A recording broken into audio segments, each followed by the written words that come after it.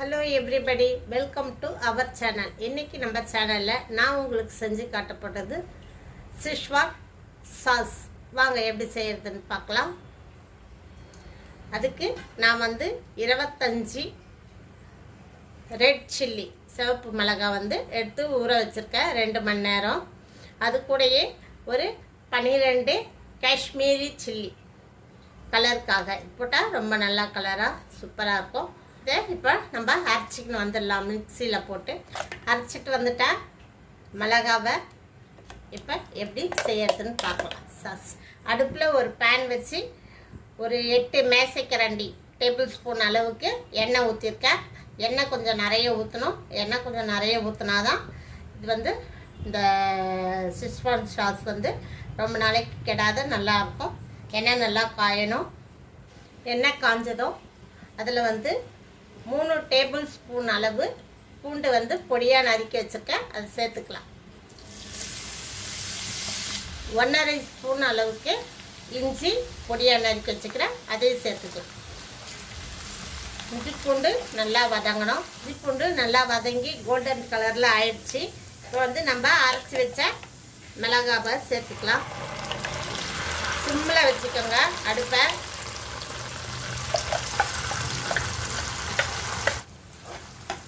Mixie ஜாரை கழுவி சேர்த்துக்கணும். நம்ம அந்த பழைய தண்ணியில் மிளகா ஊற வச்ச தண்ணியிலையே இதை மிக்ஸியை கழுவி சேர்த்துக்கலாம். இன்னும் கொஞ்சம் ஊற்றிக்கலாம் தண்ணி. இதை பச்சை வாசனை போகிற வரைக்கும் நல்லா நம்ம வதக்கணும். மீடியம் ஃப்ளேம்லேயே வச்சுக்கலாம், இல்லைன்னா தீஞ்சிடும். கலர் பாருங்கள் எவ்வளோ அழகாக இருக்கும். நல்லா இருக்கும், டெலிஷியஸாக இருக்கும் நம்மளோட சிஷ்வான் சாஸ். அப்படியே மூடி வச்சிடலாம். ஒரு 2 மினிட்ஸ் நல்லா குக் ஆகட்டும். 3 நிமிஷம் ஆயிடுச்சு. திறந்து பார்க்கலாம். நல்லா வதங்கியிருக்கு. இப்போ நம்ம இன்னும் கொஞ்சம் அந்த மிக்ஸி ஜாரை கழுவி தண்ணியை ஆட் பண்ணிக்கலாம். மிக்ஸி ஜார் கழுவின தண்ணி ஆட் பண்ணுறேன். ஏன்னா நம்ம வேஸ்ட் பண்ண முடியாது. இதை குக் பண்ண ட்ரை ஆகும். அப்போ நம்ம இந்த தண்ணியை கொஞ்சம் ஆட் பண்ணின்னு குக் பண்ணோம். அப்போ தான் தீஞ்சு போகாமல் இருக்கும். அதுக்கு தான் நல்லா கலரிட்டு மறுபடியும் ஒரு 5-6 நிமிஷம் நம்ம மூடி வைக்கலாம். அடுப்பை மீடியம் ஹை ஃப்ளேம்லேயே இருக்கும். இப்போ 3 நிமிஷம் தான் ஆயிடுத்து. மறுபடியும் ஒரு கலக்குறேன். எண்ணெய்லாம் நல்லா பிரிஞ்சிடுச்சு. நல்லா குக் ஆகிடுத்து. நம்மளுடைய மிளகாய் எண்ணெய்லாம் நல்லா பிரிஞ்சிடுச்சு பாருங்கள். அடுத்து நம்ம என்ன ஆட் பண்ணணும்னா வெறும் தக்காளி சாஸ், டொமேட்டோ கிச்சப் 3 ஸ்பூன் ஊற்றுறேன்.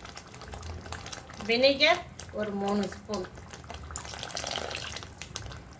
சோயா சாஸ் 1 டீஸ்பூன் போதும், சர்க்கரை 2 டீஸ்பூன், உப்பு 1 டீஸ்பூன் எல்லாம் சேர்த்து நல்லா கலக்கி ஒரு 1 நிமிஷம் பண்ணோம்னா போதும். நம்ம சாஸு ரெடி ஆகிடும். 1 நிமிஷம் நல்லா கலக்கி விட வேண்டியது தான். இதை இப்போ நம்ம அப்பப்போ பண்ண முடியாது. அதனால் பண்ணும்போது கொஞ்சம் நிறைய பண்ணி ஃப்ரிட்ஜில் ஸ்டோர் பண்ணிக்கலாம். ஒரு 3 மாதம் கூட இது கெடாத இருக்கும், சுவையாக இருக்கும்.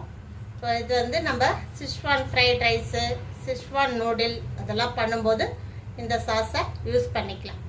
அவ்வளோதான், நம்மளுடைய சிஷ்வான் சாஸ் ரொம்ப சூப்பராகவே ரெடி ஆகிடுச்சு. பாருங்கள், ஆஃப் பண்ணிடலாம். இது ஆறுனதும் ஒரு ஏர்டைட் கண்டெய்னரில் எடுத்து நம்ம வச்சுக்க வேண்டியது தான்.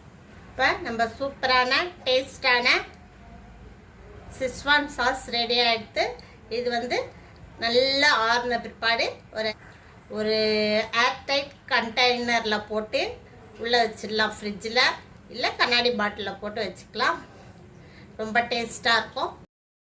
இந்த வீடியோ உங்களுக்கு பிடிச்சிருந்தா ஷேர் பண்ணுங்கள், லைக் பண்ணுங்கள்.